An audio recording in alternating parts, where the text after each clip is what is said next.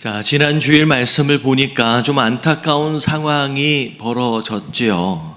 그래도 일단 하갈과 이스마엘의 문제는 이들이 아브라함의 집을 떠나는 것으로 이제 일단락이 되었습니다. 자, 그리고 나서 오늘 말씀으로 이어지는 거죠. 오늘 말씀을 보니까 이제 아비멜렉과 군대 장관이 이제 아브라함을 찾아왔어요. 요 상황을 보니까 지금 아직도 아브라함은 그랄이라고 하는 지역에 이제 머물고 있는 상황이었구나라고 하는 것을 알 수가 있습니다. 근데 자, 이 아비멜렉과 군대 장관이 찾아와서 하는 이야기의 내용을 보니까 22절에 자, 이때 이 아비멜렉과 그 군대 장관 비골이 아브라함에게 말하여 이르되 네가 무슨 일을 하든지 하나님이 너와 함께 계시도다 라고 얘기를 하는 거예요. 그러면서 하는 얘기가 뭐냐면 자, 너와 나와 내 아들과 내 손자들 자자손손 대대로 거짓되이 행하지 아니하기를 이제 여기서 하나님을 가르쳐 내게 맹세하래요. 내가 내게 후대한 대로 너도 나와 내가 머무는 이 땅에서 행할 것이니라 라고 얘기를 합니다. 이 얘기는 뭐냐면 화친 조약을 맺자라는 거죠. 자, 어떻게 보면 지금 이 장면을 보면 지금 아비멜렉은 그랄 지역의 왕입니다. 심지어 군대 장관까지를 데리고 왔어요. 이게 어떻게 보면 나라의 대표가 와서 어떻게 보면 한 사람, 어떻게 보면 한 가정에 불과한 아브라함에게 먼저 야, 우리 사이좋게 지내자라고 화친 조약을 지금 이야기하는 거예요. 저는 이 장면을 보면서 야, 오늘 말씀의 주제가 뭘까? 이런 멋진 신앙인이에요. 저는 우리가 하나님의 백성이잖아요. 하나님의 자녀들이잖아요. 여러분, 이 땅을 살아가면서 이런 멋진 신앙인이 됐으면 좋겠습니다. 그리고 저뿐만 아니라 우리 하나님이 또 원하시는 것 같아요.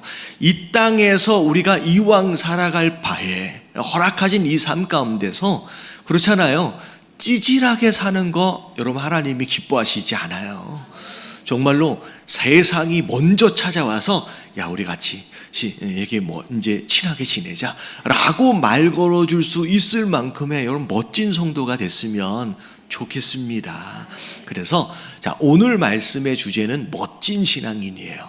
자, 이 말씀 안에서 과연 하나님이 기대하시는 멋진 신앙인의 모습은 어떤 모습이고 어떻게 해야 이런 신앙인이 될 수 있는지 하나님의 음성을 들으실 수 있는 저와 여러분들 되시길 주님의 이름으로 축원합니다. 자, 첫 번째, 자 1번 같이 한번 읽어볼게요. 다 같이 시작. 하나님의 함께하심이 나타나는 멋진 신앙인이 되자. 자, 그랄 왕이 와서 첫 번째 했던 얘기가 이거였어요. 하나님이 너와 함께 계시도다. 아비멜렉이 왜 이런 말을 했을까요? 어떻게 이런 생각을 하게 되었을까요?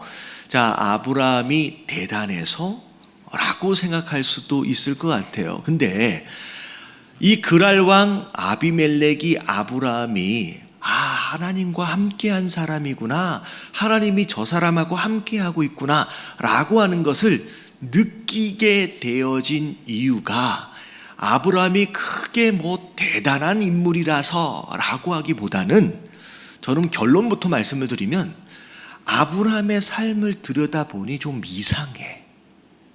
자, 이상하다라고 하는 것은 일반적이지 않다는 얘기예요.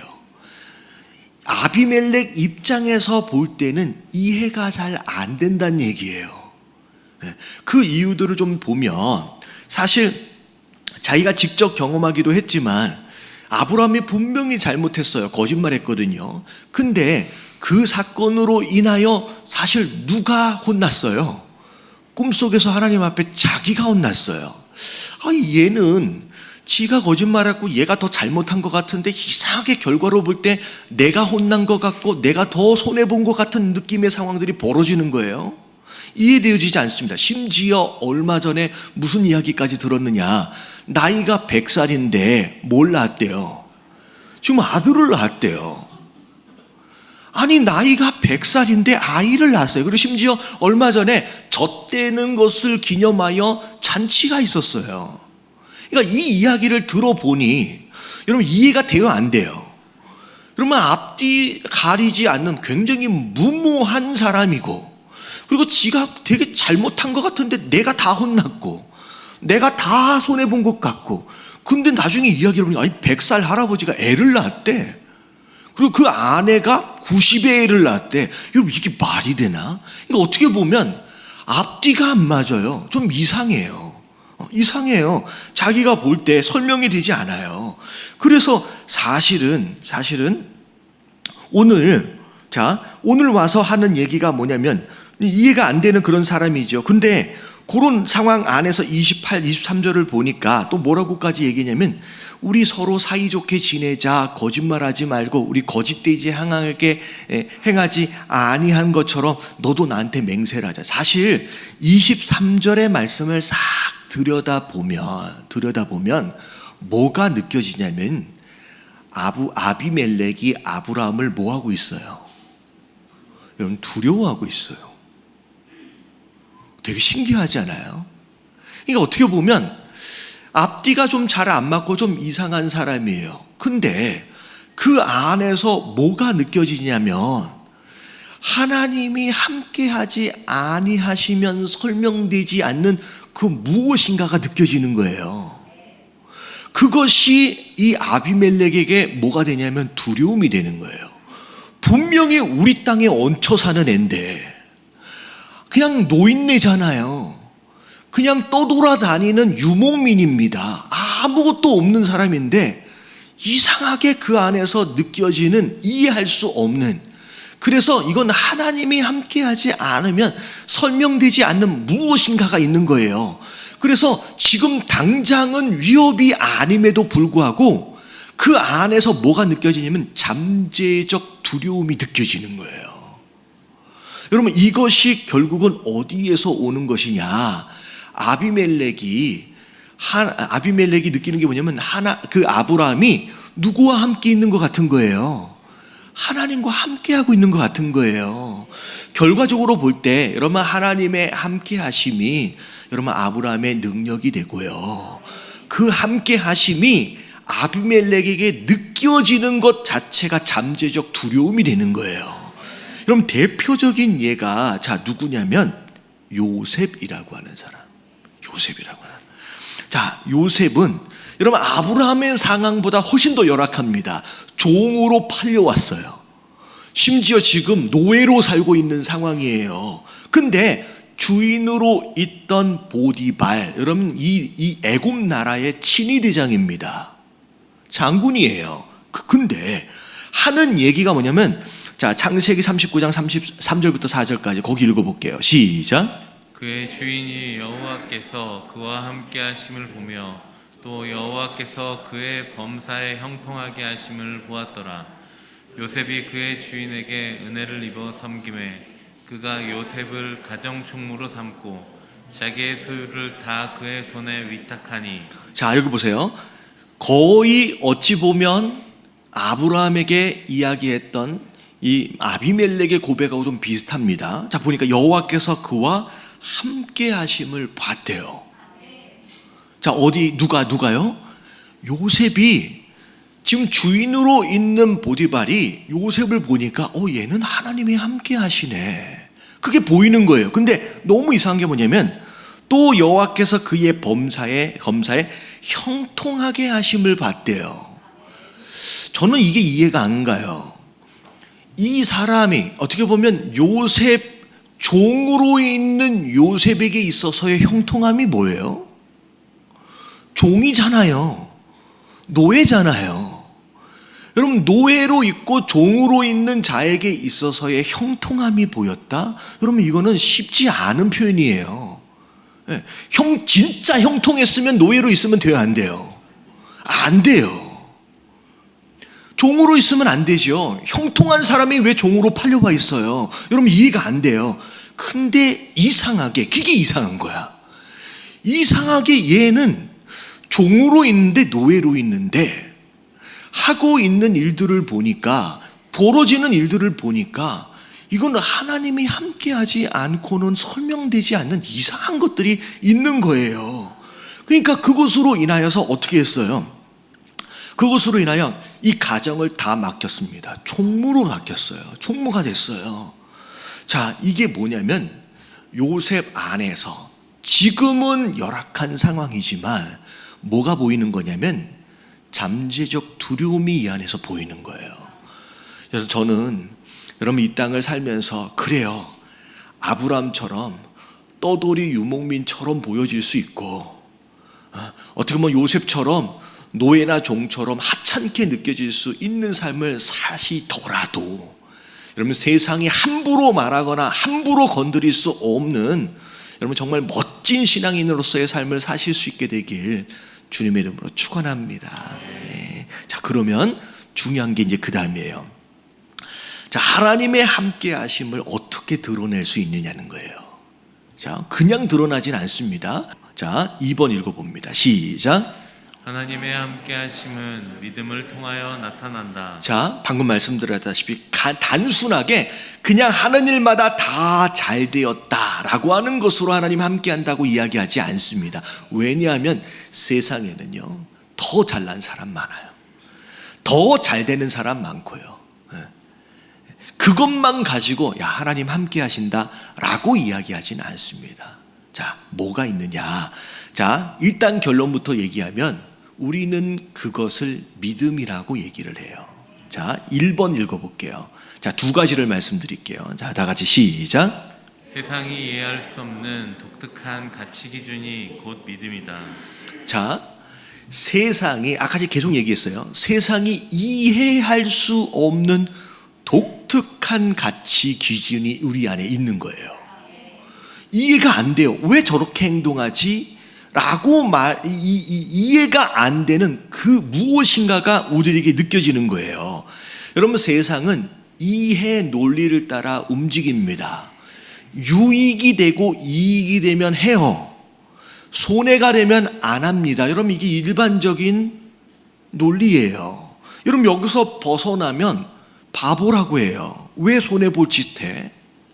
왜 그걸 왜 안 해? 근데 아브라함을 보고 요셉을 보니 그 이해 논리를 따라 움직이지 않아요. 이해할 수 없는 전혀 엉뚱한 기준을 따라 움직입니다. 아브라함의 삶을 보세요. 여러분, 어떻게 보면 롯 조카가 아브라함한테 얹혀 살고 있는 입장이잖아요. 근데 나중에 문제가 생겼을 때 누가 누구한테 양보해요? 아브라함이 롯에게 양보를 합니다. 네가 좋은 땅 가져가. 네가 살기 괜찮은 땅 가져가. 여러분, 이건 어떻게 보면 이해 논리에서 벗어나는 거예요. 유익과 이익을 포기하고 손해보기로 작정한 거예요. 먼지 날리는 그 땅으로 자기가 그냥 가는 거예요. 그럼 이건 이해가 안 가요. 야, 왜? 삼촌인데 왜 조카한테 왜 이렇게 양보하지? 이해가 안 가는 거예요. 그리고 아까 지금 얘기했잖아요. 아니, 바벨론 연합군을 자기가 대단하게 큰 군사도 아니고 300여 명 데리고 가가지고 그걸 가지고 구해가지고 온다. 이건 진짜 바보 같은 짓이고 무모한 짓이고 자살행동이에요. 이거는 하면 안 되는 거거든요. 근데 그걸 하고 있어요. 그리고 자, 이제 세 번째는 뭐냐면 그 얘기를 합니다. 아비멜렉의 종들이 오늘 말씀을 보니까 아브라함이 파놓은 우물을 뺏어갔어요. 근데 생각해 봤어요. 우물을 뺏어갔는데 아무 얘기 안 해. 안타깝지만 뭐예요? 그냥 또 파면 되지. 이것도 이해가 안 가. 왜 와서 나한테 얘기를 안 해? 그리고 우물에 대하여 돌려달라라고 얘기를 하면서 솔직히 이 안에는 자세하게 언급되어 있지는 않지만 이 아비멜렉이 뭐라고 얘기한 거냐면 그러면 그거 돌려줄게. 그냥 가져 라고 얘기했을 때 아브라함이 공짜로 준다고 했는데 나 이거 공짜로 안 가져. 그러면서 새끼 암양 새끼 7을 따로 준비를 합니다. 이거 뭐냐? 라고 물어보니까 이 우물에 대한 대가입니다 라고 얘기를 하는 거예요. 이 우물 판 증거다라고 얘기를 하고 있지만 이건 우물을 우리 것으로, 왜냐하면 그 땅이 누구 땅이에요? 그랄 땅이잖아요. 아비멜렉 땅이라고 얘기할 수 있거든요. 그러니까 공짜로 줄게 라고 했는데 아니야, 난 대가를 치를 거야 라고 하는 것으로 자기가 재물을 준비해서 줍니다. 여러분, 공짜 좋아하지 마시길 주님의 이름으로 축원합니다. 뭐든지 거저 얻는 것이 있으면 할렐루야, 하나님의 은혜입니다 라고 얘기를 하는데, 여러분 아브라함의 삶을 보면 그 어느 것도 공짜로 취한 적이 없어요. 그래서 그 우물이 남아있고요, 나중에 사라의 무덤도 공짜로 준다 그랬는데 아니야, 난 대가를 지불할 거야. 그래서 사라의 무덤이 남아있는 거예요. 그러니까 아브라함의 삶을 보면 공짜로 준다 그러면 되게 좋아할 것 같은데 아니라는 거예요. 뭔가 다른 거예요. 가치 기준이 달라요. 행동의 기준이 달라요. 그리고 요셉 같은 경우를 보면, 자, 사실은 요셉이 종으로 왔습니다. 여러분 10대예요. 10대 중후반밖에 되지 않습니다. 어린아이입니다. 근데 똑똑하다고, 하는 일마다 잘한다고 자기 집을 다 맡기겠습니까?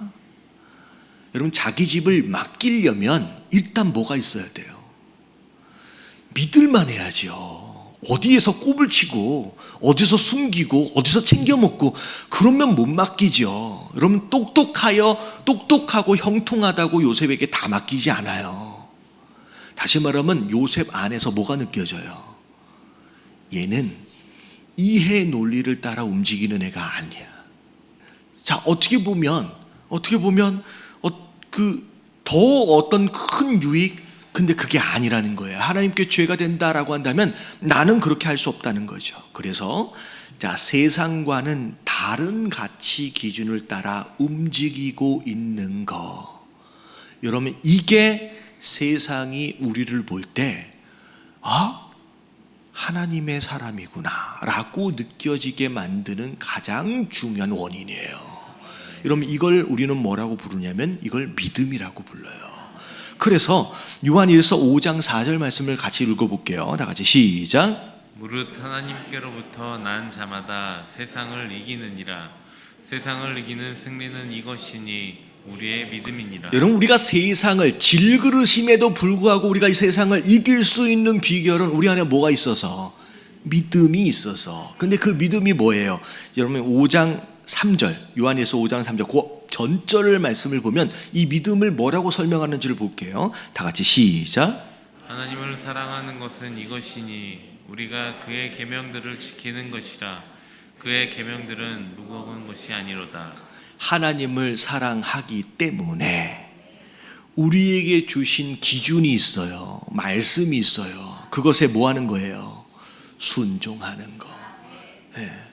전혀 이해할 수 없는 기준, 그 기준이 하나님의 뜻이라고 얘기를 하는 거예요. 그리고 그 기준을 따라 움직여가는 거예요.